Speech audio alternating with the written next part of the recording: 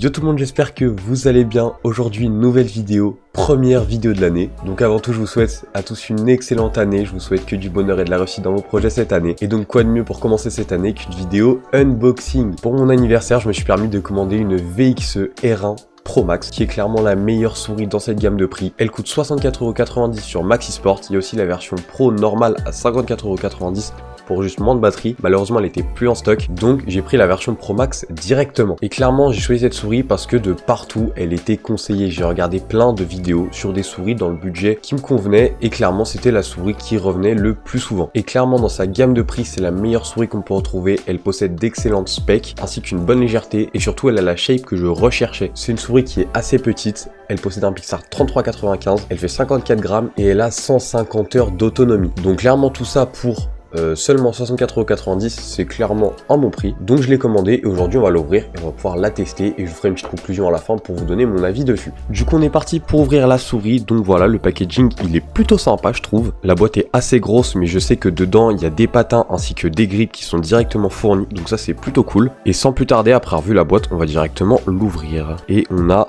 directement la souris. Alors à savoir que j'ai jamais testé de ma vie une souris légère. La souris la plus légère que j'ai pu tester, bah c'est celle-là. Elle fait plus de 90 grammes, donc là c'est vrai que ça risque de me faire vachement bizarre. Oh punaise. Oh c'est une dinguerie. J'ai même pas encore ouvert le truc que je sens que la souris c'est une plume. J'ai l'impression qu'il n'y a rien dedans. Waouh. Elle est mais magnifique. Elle est vraiment super belle. Elle a carrément la shape d'une J Pro X Super Light. D'ailleurs, en fait, toutes les souris Logitech sans fil que les pros utilisent, elle a vraiment la même shape. Simplement ici sur les souris en général, il y a toujours le clic. Mais là, j'aime plutôt bien le design en tout cas. Pour vous montrer à la caméra, donc la face avant, elle ressemble à ça. On a ici un petit rappel VXE R1 Pro Max.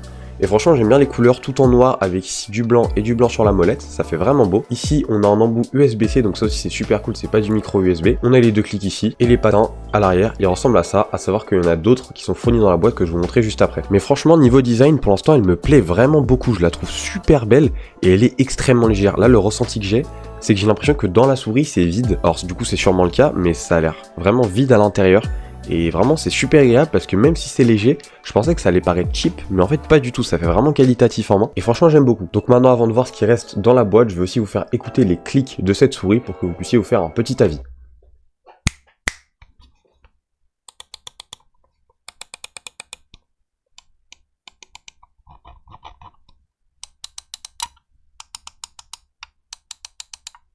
Donc voilà au niveau des clics, personnellement je les trouve plutôt agréables. Alors ils ont rien non plus d'incroyable, mais franchement je les trouve plus agréables.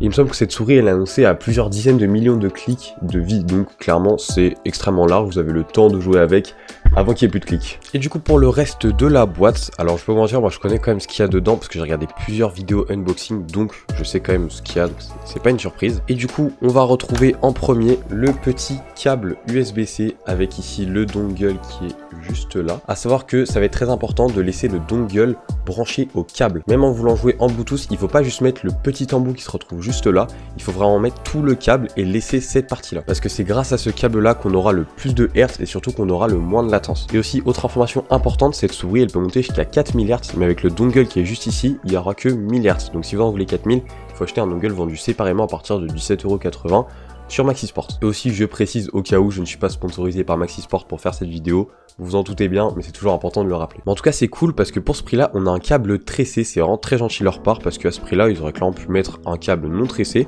et ils l'ont mis, donc c'est plutôt cool. Et pour le reste de la boîte, on retrouve ici une petite notice qui a l'air plutôt bien faite. Bon, en vrai, on s'en fiche un petit peu, mais elle a l'air plutôt bien faite. Je vous la montre très rapidement. On a des petites informations sur les clics et les DPI. Et de l'autre côté, encore quelques petites informations. On voit bien ici qu'ils expliquent qu'il faut laisser le câble branché. Donc voilà, même eux, ils le disent. C'est important de le faire. Et ici, on a également des petites informations pour les DPI, ceux qui veulent savoir. Quand ce sera en rouge, juste au-dessus, je vais vous montrer. Donc juste au-dessus, il y a un petit point. Donc dès que c'est rouge, c'est que c'est 400 dpi. Quand c'est vert, 800 dpi, 1600 dpi en bleu et 3200 dpi en rose. Après, est-ce qu'on a vraiment besoin de 3200 dpi? Je sais pas. Ensuite, on va retrouver ici la carte de garantie.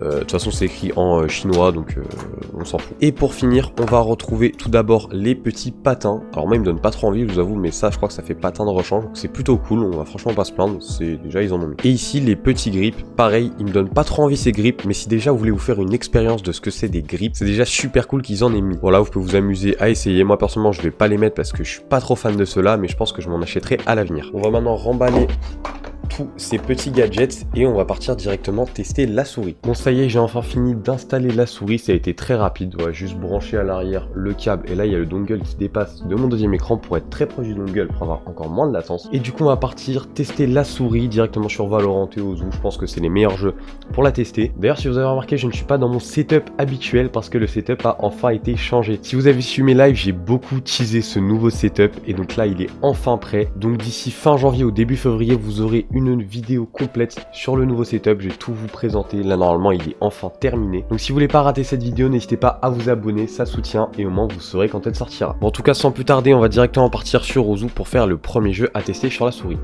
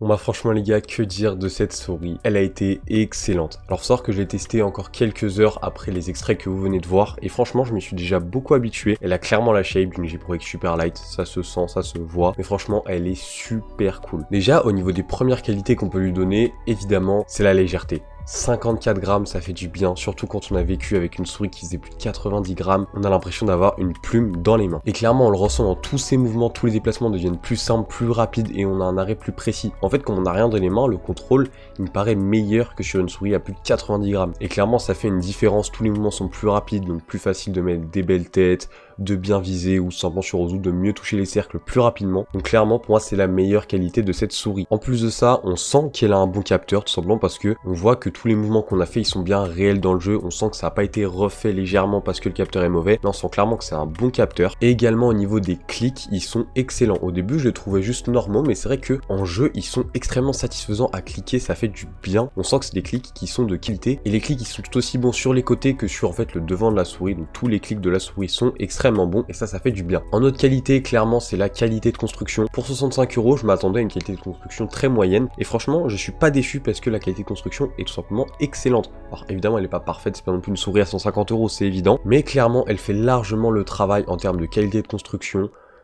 Surtout à ce prix là, 65 €, on peut pas se plaindre. Pour moi elle reste l'une des meilleures souris en termes de qualité de construction à ce prix là. Également l'autonomie est l'une des meilleures qualités de cette souris. Alors j'ai pas encore pu vraiment la tester vu que je l'ai testé qu'une seule journée, mais clairement au niveau de la batterie c'est excellent, 150 heures d'autonomie pour 65 €, pas demander plus. Après si vous prenez la version pro à 54,90 €, vous aurez que 70 heures, mais déjà 70 heures c'est pas mal. Et en plus je me suis renseigné et au niveau de la vitesse de charge, elle est excellente en fait.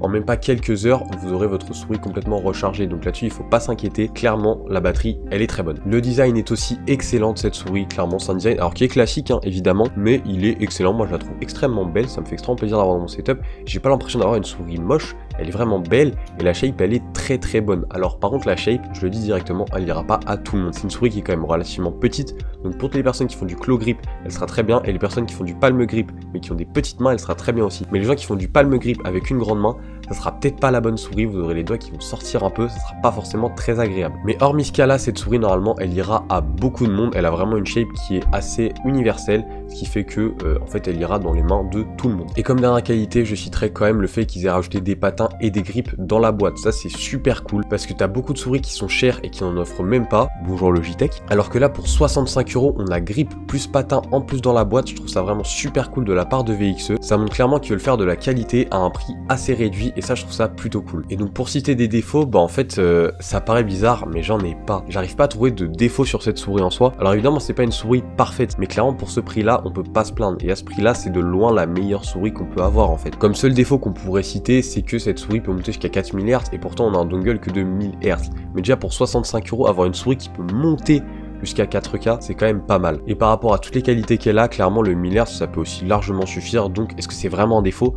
Je sais pas. Et franchement, rajouter 17,80 € pour avoir du 4000 Hz, je trouve ça quand même plutôt raisonnable, surtout quand on connaît le prix de base de la souris. Donc voilà, pour moi, ça sera pas forcément un défaut, simplement, c'est un peu dommage que le dongle ne soit pas directement en 4000 Hz. Donc clairement, cette souris, pour toutes les personnes qui n'ont pas forcément un gros budget, mais qui veulent une souris de qualité pour les jeux compétitifs ou tout simplement pour pouvoir chill sur leur PC, pas trop cher, bah je vous la conseille clairement. Je préfère largement mettre 65 € dans ce genre de souris plutôt que payer des centaines d'euros dans des grandes marques pour avoir exactement la même qualité. Et pour citer clairement, cette souris, elle ressemble à la plupart des souris Logitech haut de gamme qu'on peut retrouver, les G Pro X, G Pro X Super Light, voilà, j'ai pas toutes les références, mais globalement elle ressemble après à toutes ces souris, elle a globalement les mêmes specs, mais pour 2 fois moins cher. Donc pourquoi aller voir des grandes marques quand on sait que chez VXE on peut avoir des souris de qualité comme ça? Bah moi je comprends pas pourquoi on va encore chez Logitech en 2025. Donc franchement cette souris encore une fois je vous la conseille, n'hésitez pas, elle est disponible sur Maxisport, je sais pas si elle est disponible sur d'autres sites, en tout cas moi je l'ai trouvée que là-bas, mais si vous pouvez la trouver pour moins cher, n'hésitez pas, mais sur Maxisport je trouve que déjà 65 € c'est plutôt pas mal. En tout cas voilà, c'est la fin de cette vidéo, un grand merci d'avoir regardé jusqu'au bout. N'hésitez pas à liker, à commenter, à vous abonner et surtout activer la cloche de notification pour ne pas rater les prochaines vidéos. Encore une fois, je le redis, il y a du lourd qui arrive sur la chaîne. N'hésitez pas aussi à aller follow les autres réseaux qui sont directement dans la description. Je vous fais des gros bisous. Allez, salut la team, c'était The Link.